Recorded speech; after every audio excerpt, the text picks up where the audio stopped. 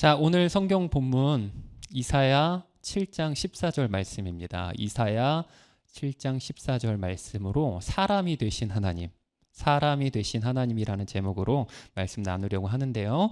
자, 우리 본문 말씀 같이 읽겠습니다. 보이시죠? 네, 눈이 다 좋으시니까. 자, 시작. 그러므로 주께서 친히 징조를 너희에게 주실 것이라. 보라, 처녀가 잉태하여 아들을 낳을 것이요 그의 이름을 임마누엘이라 하리라. 아멘. 아멘.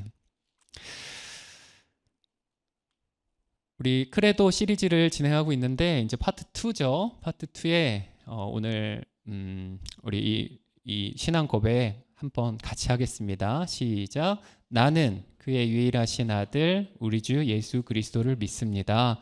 그는 성령으로 잉태되어 동정녀 마리아에게 나시고 본디오 빌라도에게 고난을 받아 십자가에 못 박혀 죽으시고 장사된 지 사흘 만에 죽은 자 가운데서 다시 살아나셨으며 하늘에 오르시어 전능하신 아버지 하나님 우편에 앉아 계시다가 거기로부터 살아있는 자와 죽은 자를 심판하러 오십니다. 아멘. 우리 사도신경으로 고백하는 파트 2입니다. 지난번 설교 때 우리가 나눴던 것을 기억하신다면 나는 그의 유일하신 아들 우리 주 예수 그리스도를 믿습니다 라는 신앙 고백 뒤에 이제 그 예수님은 어떤 분이신가 라는 것을 소개한다라고 생각하시면 된다라고 했잖아요. 오늘은 그 첫 번째입니다. 예수님은 누구신가? 예수님은 어떤 분이신가에 대하여서 소개하는 내용인데요. 오늘 이 본문을 가지고 사람이 되신 하나님이라는 제목으로 함께 말씀을 나누려고 합니다, 여러분. 크리스마스가 이제 다가오고 있고요. 연말 시즌이고요. 오늘같이 눈도 왔고요. 궁금한 게 있는데 여러분들은 눈이 오면 어떠세요? 좋고, 혹시 안 좋은 사람? 그렇죠. 이제 나이 들었다는 증거이고. 눈이 오면 여전히 좋은? 너무 좋죠. 네. 네. 우리 아이들은 막 좋은데 저는 이 차를 어떻게 해야 되나 이 고민을 하고 오늘 아침에는 도대체 우리 가족이 교회를 어떻게 와야 되나 이런 고민을 벌써부터 하게 되죠. 나이 들었다는 증거. 자, 크리스마스 또 요즘 시즌이면 특별히 또 연말이 다가오는데 왠지 하게 되고 그래서 요즘은 굉장히 낭만스러운 계절 또 성탄 데코도 하고 여러 불빛들도 있고 막 이러니까 좀 그리고 이제 연인들이 괜히 또 특별하게 데이트를 하려고 하고 또 옆구리가 시리는 것 같기도 하고 이제 그런 계절이죠. 여러분 크리스마스가 다가오고 있는데 우리 아까 성민 형제가 기도한 것처럼 우리 크리스찬들에게는 크리스마스는 단지 낭만스러운 그런 날 아니면 캐롤 나나나나나 네, 하여튼 그런 캐롤들이 울리는 그 정도의 날이 아니죠. 크리스마스는 우리에게 깊은 의미가 있는 날이죠. 크리스마스라는 어원은 크라이스트하고 마스라는 단어가 합쳐진 거예요. 크라이스트는 누구시죠? 예수님. 마스는 여러분 그 카톨릭에서 미사라고 혹시 들어보셨어요? 카톨릭에서는 미사라고 하는데 이건 라틴어로 예배라는 뜻이에요. 그래서 크리스마스는 무슨 날인 거죠? 예수님을 향해 예배드리는 날인 거죠. 크리스마스는 낭만, 데이트, 또 맛있는 거 먹고 또 파티하고 캐롤 울려 퍼지고 이런 것 이상의 의미가 있다라는 거죠. 특히 우리 그리스도인들에게는. 그리고 우리가 해피 할리데이라고 인사하지 않고 뭐라고 인사하죠? 메리 크리스마스라고 얘기하죠. 메리는 뜻이 뭐죠? 네? 네? 미안해요. 메리는 기쁜, 즐거운, 밝은 마음 뭐 이런 뜻이에요. 그러니까 메리 크리스마스 하세요. 메리 크리스마스입니다 라고 하는 말은 무슨 의미인 거죠? 기쁜 성탄입니다. 우리 예수님을 예배합시다. 우리 예수님께 기쁨의 예배를 드리십시다. 이런 의미인 거죠.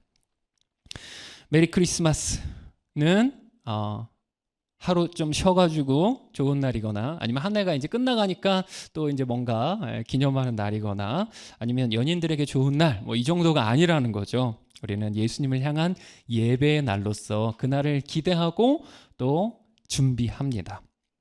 예배하는 크리스마스 때 예배하는 저와 여러분들 되시기를 예수님의 이름으로 축복합니다.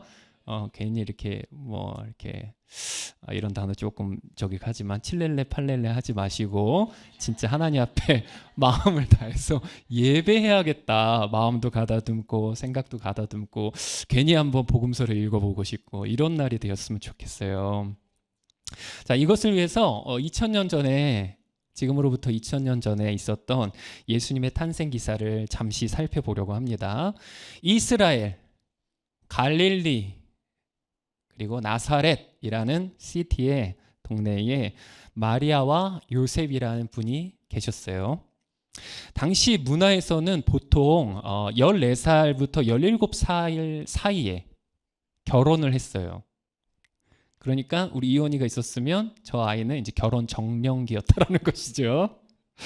네, 요셉과 마리아는 결혼 정년기였고 이미 결혼하기로 정혼한 상태였어요. 정혼한 상태. 이 정혼이라는 것은 조금 설명이 필요한데 이스라엘의 정혼이라는 것은 우리가 알고 있는 그 약혼이라는 것과는 조금 다릅니다. 약혼이라는 것은 이제 결혼하겠다라는 약속이죠. 그런데 실제 결혼을 하지 않으면 약혼을 했어도 실제로 결혼하지 않으면 둘은 부부예요? 부부가 아니에요? 부부가 아닌 것이죠. 그런데 정혼은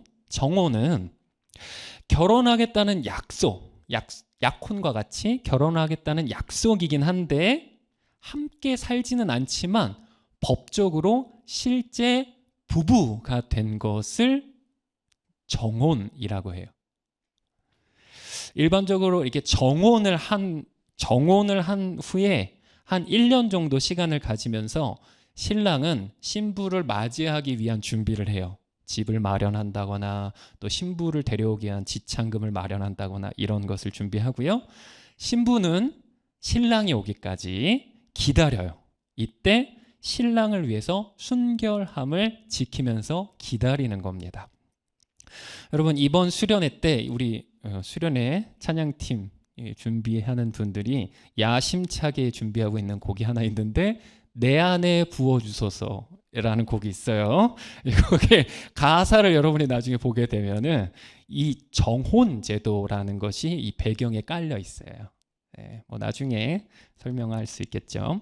자, 그런데 요셉과 마리아의 이 관계, 정혼을 맺은 이 관계에 문제가 생겼습니다. 그것은 신부인 마리아가 임신을 하게 된 거예요. 이 황당한 소식, 이 당혹스러운 상황 가운데 이제 요셉은 깊은 고민에 빠지게 됩니다. 정혼 기간에 신부가 임신을 했다라는 것은 신랑이 아니라 다른 남자랑 바람을 피웠다라는 의미가 되는 것이니까요. 그래서 유대 법에 의해서 이 정혼 기간에 있는 이 신부가 임신을 하게 되면 돌로 쳐 죽일 수 있을 만큼 굉장히 크게 다루는 상황이었는데 이 요셉이라는 분은 그렇게 하지 않고 조용히 이 관계를 끊으려고 합니다. 말하자면 이혼, 파혼을 하게 되는 것이죠. 그런데 이렇게 고민을 하고 있는 요셉에게 천사가 다가와서 이 당황스러운 상황에 대하여서 설명해 주는 것이 복음서 기절에 있습니다. 자, 우리 한번 읽어볼까요? 시작. 요셉이 이런 생각을 할 때에 주의 천사가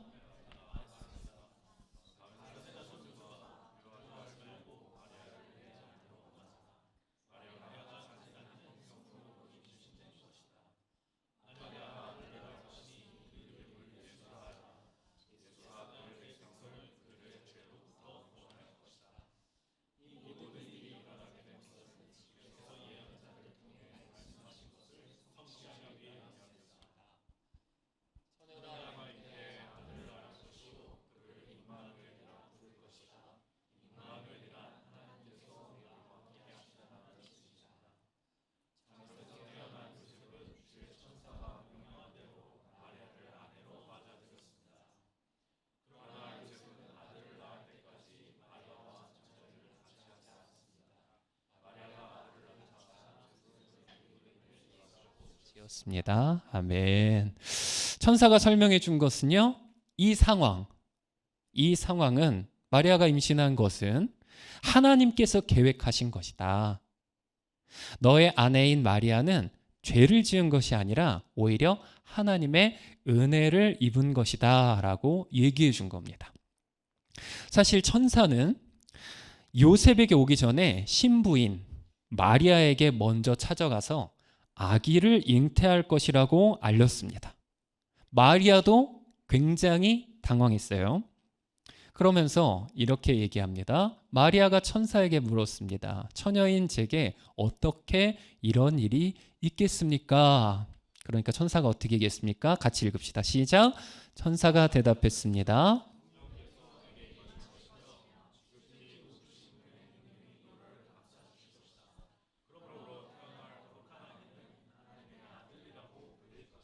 아멘. 자칫 이렇게 스캔들이 될 수 있었던 요셉과 마리아의 관계는 하나님께서 보내신 그 천사, 그리고 그 설명, 그리고 그분들의 신앙 고백을 통해서 아주 귀한 은혜로 바뀌어지게 되었고요. 예수님께서 이 세상에 오시는데 이 두 분의 관계는 귀하게 쓰임받는 통로가 되었고요. 예수님은 이 나사렛에서 태어나심, 이 땅에 오신 그것이 예수님의 탄생 스토리예요. 예수님의 이 탄생 스토리에 우리가 오늘 살펴보고자 하는 오늘의 크레도를 발견할 수 있습니다. 성령으로 잉태되셨다. 그리고 동정녀, 처녀인 버진 메리에게 잉태되어 이 땅에 오셨다라는 것입니다. 자, 여러분, 사람이 되신 하나님, 우리가 이제 신앙생활을 저도 이제 모태신앙이고 지금까지 많이 들어왔기 때문에 어떻게 보면 그냥 굉장히 익숙한 말이거든요. 굉장히 익숙한 말이에요. 근데 이거를 곰곰이 생각해보고 찬찬히 뜯어보면 사실은 굉장히 이해하기 쉽지 않고 또 신비한 일인 겁니다. 하나님이신 예수님께서 세상에 오시는데 왜 그냥 이렇게 오신 것이 아니라 동정녀 마리아에게 성령으로 잉태되어서 오셨을까요? 이 이유가 무엇일까요? 자, 정답은 완전한 인간이 되시기 위함이셨습니다. 완전한 사람이 되시기 위함이었어요. 하나님께서 이 땅에 오셨을 때 인간인 척 하신 것이 아니고요. 단지 인간의 모습으로 보이신 것도 아니고요. 실제 사람이 되셨습니다. 사람이 되셨어요. 여러분, 복음서를 보면 예수님은 인생의, 우리 인간의 한계를 직접 경험하셨습니다. 이 땅에 아기로 태어나서 오셨고요. 또 예수님은 배고프셨고요. 피곤하셨고요. 또 직업을 가지고 목수일을 하셨고 가족을 부양하셨어요. 친구의 죽음, 나사로의 죽음으로 인해서 가슴 아파하며 우시기도 하셨고요.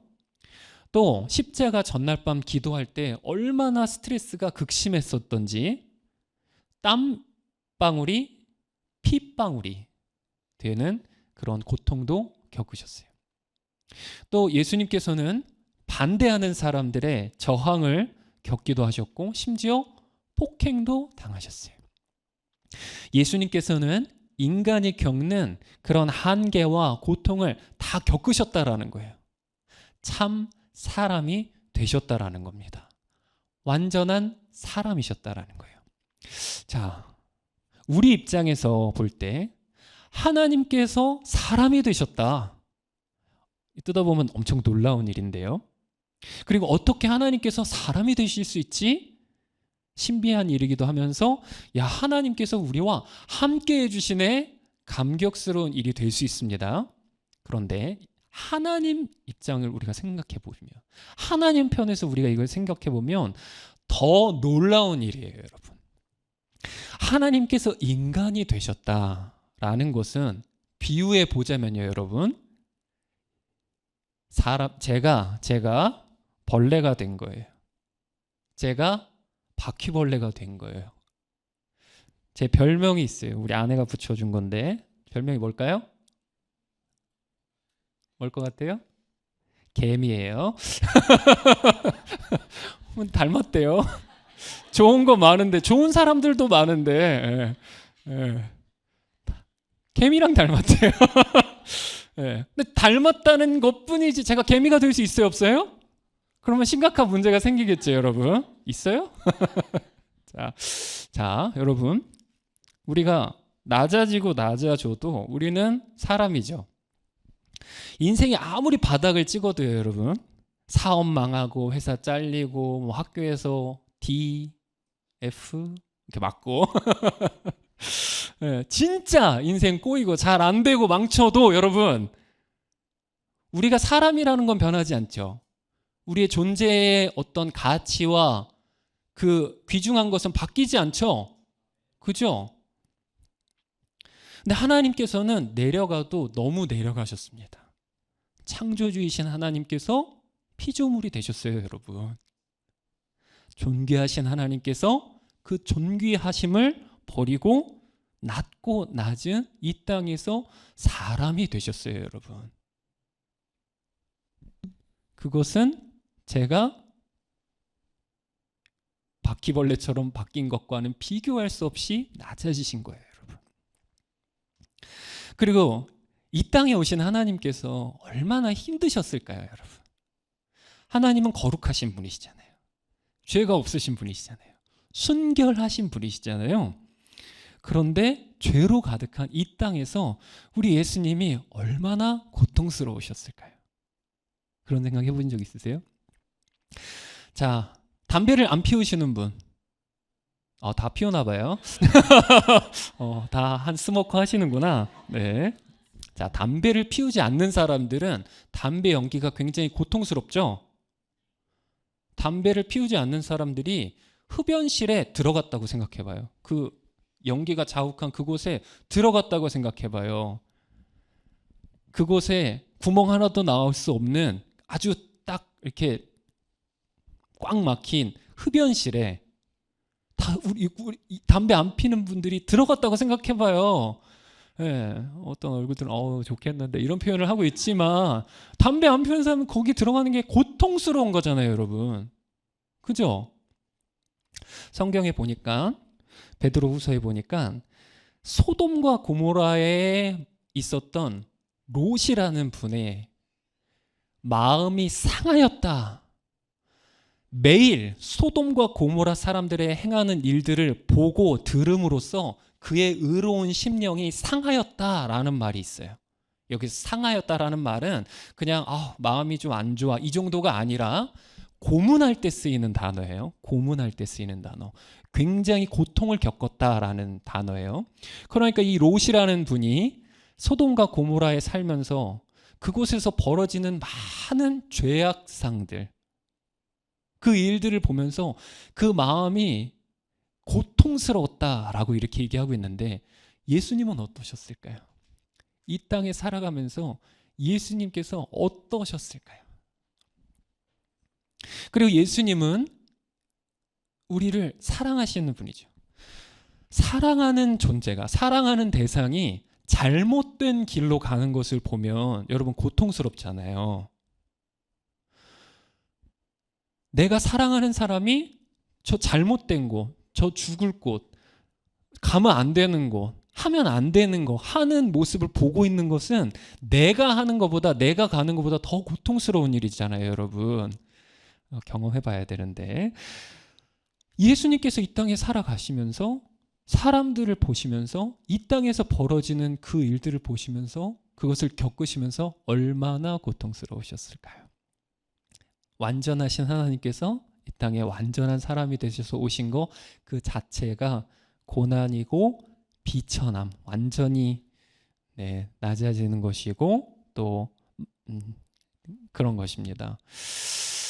자, 그러면 왜 예수님은 사람이 되셨나요?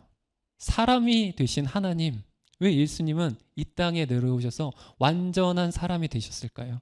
하늘 보좌에서 다스리시는 분이 통치하시는 분이 왜 이 땅 가운데 힘없고 그 부모의 돌봄이 아니면 안 되는 그 아기로 이 땅 가운데 오신 것입니까? 그리고 왜 이 땅에서 그렇게 사셨습니까? 바로 그것은 우리를 구원하시기 위하심이었습니다.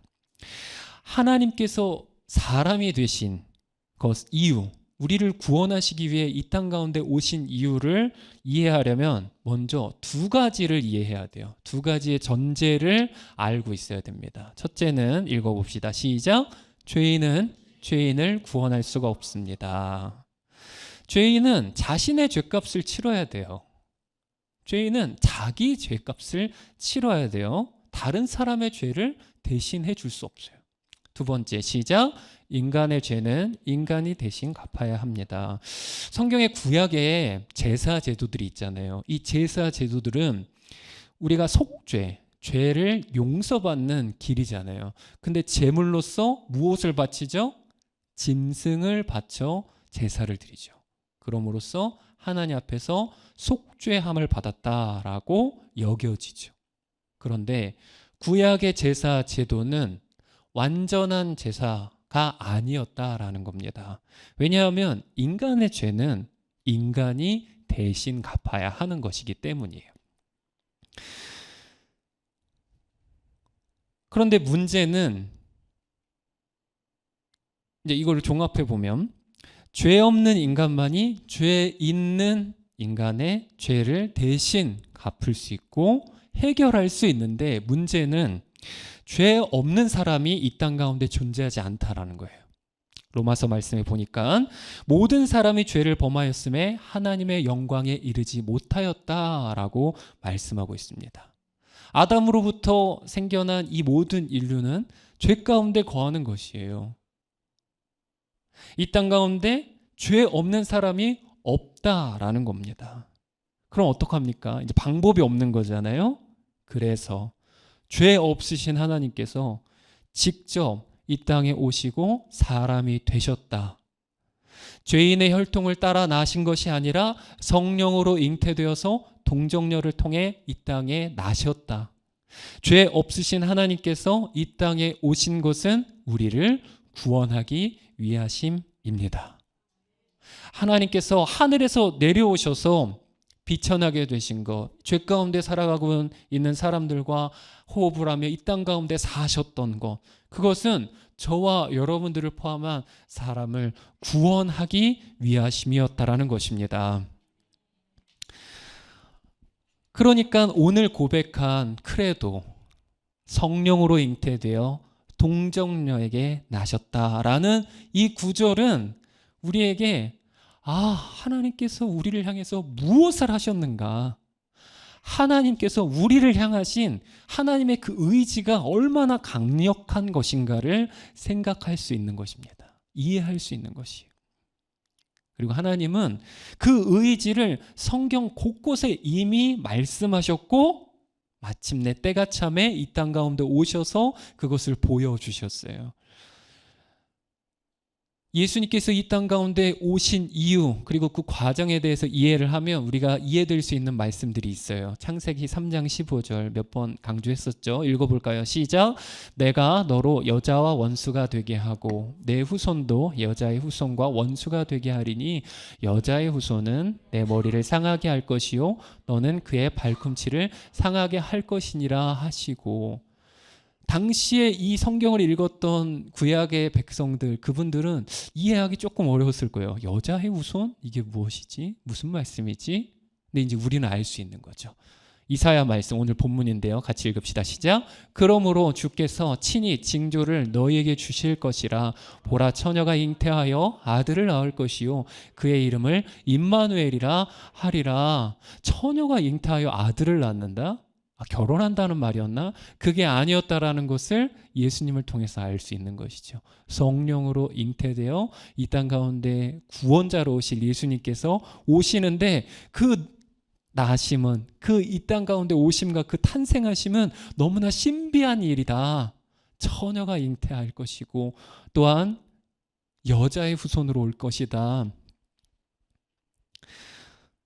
여러분, 이 부분을 이제 이해할 수 있는 말씀이죠. 갈라디아서에서도 보면 때가 참에 하나님께서 여자를 통하여 우리에게 그 예수님을 보내신 것, 율법 아래 나게 하신 것은 율법 아래서 종노릇하고 있는 우리를 구원하시기 위함이다. 이런 말씀들이 성경 곳곳에 있어요. 그러니까 성경 곳곳에서 성령으로 잉태되어 동정녀 마리아를 통해 이 땅 가운데 오시는 사람이 되신 하나님에 대한 신비, 그 놀라움, 그 감격이 곳곳에 있다라는 것입니다. 그리고 이것은 하나님께서 저와 여러분들을 구원하시기 위한 그 의지가 얼마나 강력한 것이다라는 것을 알 수 있게 합니다.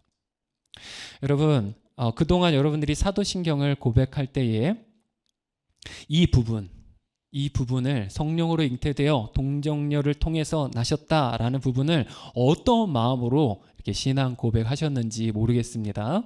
그런데 앞으로는 이 부분을 고백할 때는 하나님께서 나를 구원하시기 위해서 이 땅 가운데 오셨구나.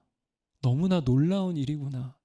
그리고 그 하나님, 존귀하신 하나님께서 이 성령으로 잉태되어 동정녀를 통해 이 땅 가운데 오신 그 놀라운 방법을 통해서 이 땅 가운데 오셨구나라는 감격과 감탄이 있는 저와 여러분들이 되시기를 예수님의 이름으로 축복합니다. 사랑하는 여러분, 사람이 되신 하나님, 예수님, 우리의 그리스도, 그분을 생각하는 요즘이 되었으면 좋겠습니다. 이 시즌이 되었으면 좋겠습니다. 크리스마스로 인해서 사람들은 낭만에 빠져 있지만 저와 여러분들은 예수님으로 충만하게 되기를 예수님의 이름으로 축복합니다. 우리를 위해서 이 땅 가운데 낮아지신 그 하나님 생각하면서 우리를 구원하시기 위해서 사람으로는 생각할 수 없는 그 방법을 통해 우리를 위해 이 땅에 오신 예수님을 바라보면서 참된 예배하는 크리스마스가 되는 저와 여러분들 되시기를 바라고, 그리고 오늘의 크레도 이 부분을 고백할 때마다 하나님 감사합니다, 감격하는 저와 여러분들 되시기를 예수님의 이름으로 축복합니다. 기도하겠습니다.